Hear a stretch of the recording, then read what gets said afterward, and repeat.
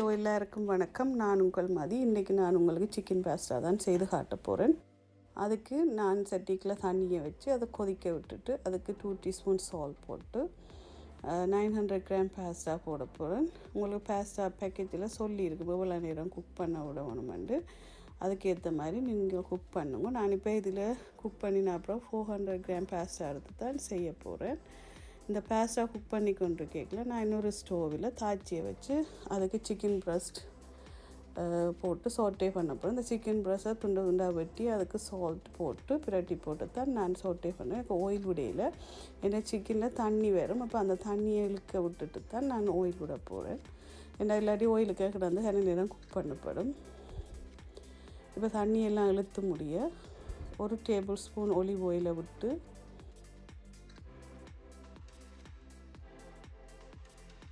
சோட்டே பண்ண போகிறேன். இதுக்கான நேரம் நீங்கள் சோட்டே ஆகலும் ஃப்ரை பண்ணி வர்ற அளவுக்கு சோட்டே பண்ண தேவையில்லை. லைட்டாக நீங்கள் இதை தாளிக்கிற மாதிரி செய்து போட்டு அதை இன்னொரு பிளேட்டில் மாற்றி வைங்கோ.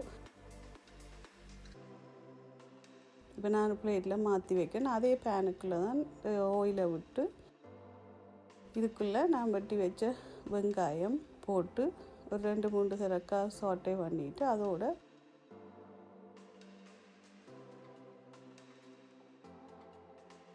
இஞ்சியும் உள்ளியும் அரைச்சி வச்ச இஞ்சியும் உள்ளியும் போட்டு தாளிக்க போகிறேன்.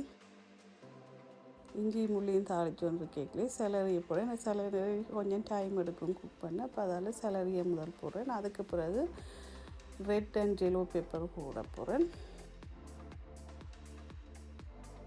அதையும் போட்டு நான் ஒரு சோட்டே பண்ணி போட்டு அதுக்கு தேவையான சால்ட்டும் பெப்பரும்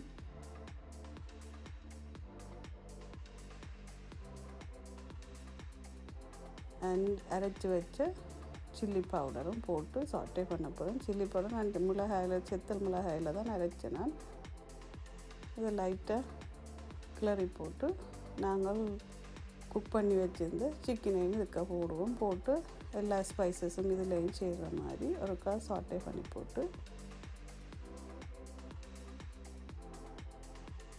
பாஸ்தா சோஸை விடுவேன். இது ஒவ்வொரு பிராண்ட் நேமில் பாஸ்தா சோஸ் வரும். உங்களுக்கு பிடிச்சதை நீங்கள் வாங்கி விடுங்கோ. இதில் ரோஸ்டட் கார்லிக் அண்டு வரும், பார்மசன் அண்டு வரும். அப்படி டிஃப்ரெண்ட் கைண்டில் இருக்குது. இதை நீங்கள் ஒருக்கா மூடி பாயில் பண்ண விட்டுட்டு அதுக்கு பிறகு நான் ஒரு க்ரீம் ஆட் பண்ணுறேன். விப்பிங் க்ரீம் நீங்கள் க்ரீம் விடாமலும் செய்யலாம். பட் நான் இது கொஞ்சம் டேஸ்ட்டை தருமன்றதுக்காண்டி க்ரீமும் விட்டு அதையும் ஒருக்கா பாயில் பண்ண விட போகிறேன். அந்த க்ரீமின் மனம் போகிறதுக்காண்டி க்ரீமும் கொஞ்சம் திக்காக வரும். 2 நிமிஷம் நீங்கள் பாயில் பண்ண விட்டீங்கன்னு சொன்னால்.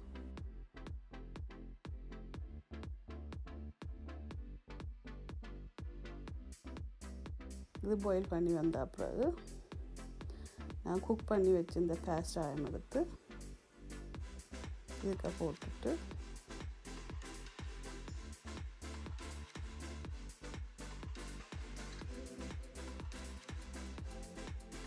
இந்த பாஸ்தாவோட இட்டாலியன் சீசனிங்கும் நான் போடுறேன். அது கடையில் விற்கிது. இட்டாலியன் சீசனிங் பொருளையும் இருக்குது, பேக்கேஜ்லேயும் இருக்குது. இட்டாலியன் சீசனிங் இல்லைன்றது நீங்கள் செய்யாங்க. அது இல்லாமலும் நீங்கள் பாஸ்தா செய்யலாம்.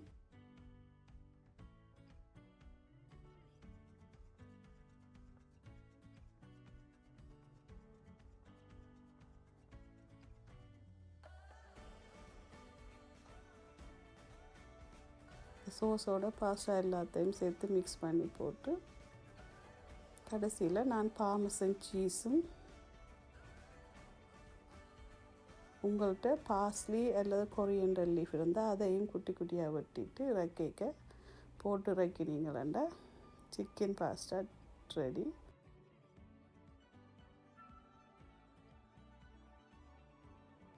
பாருங்கள் பாஸ்தா எவ்வளோ நைஸாக இருக்குது. பாஸ்தா நீங்கள் இதை செய்து பாருங்க. செய்து பார்த்துட்டு டேஸ்ட் பண்ணி பார்த்துட்டு கமெண்ட்ஸ் பண்ணுங்க. சப்ஸ்கிரைப் பண்ணாட்டி சப்ஸ்கிரைப் பண்ணுங்க. நன்றி, வணக்கம்.